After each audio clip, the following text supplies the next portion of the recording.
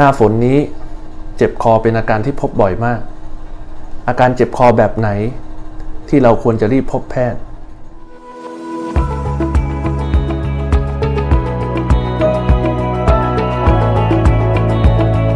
ก่อนอื่นคุณต้องรู้ว่าอาการเจ็บคอ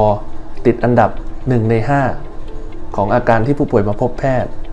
2. อัตราเฉลี่ยผู้ใหญ่จะเจ็บคอปีละ 2-3 ครั้ง 3.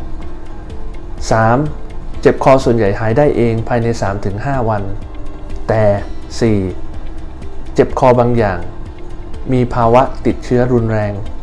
ซึ่งสามารถทำให้ถึงขั้นเสียชีวิตได้อัตราเฉลี่ย 5% ต่อปี 5. ผลแทรกซ้อนของการติดเชื้อในคออาจจะนำไปสู่ทอนซิลเป็นหนองต่อมน้ำเหลืองโตอักเสบเส้นเลือดที่คออักเสบ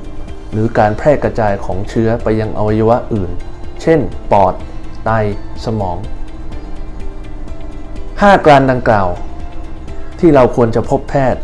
และควรจะเข้าใจว่าเจ็บคอของเราไม่ตรงไปตรงมา 1. ไข้สูงเกิน 39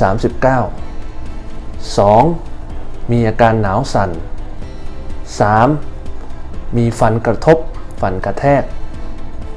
4. มีอาการเหงื่อออกตอนกลางคืนและ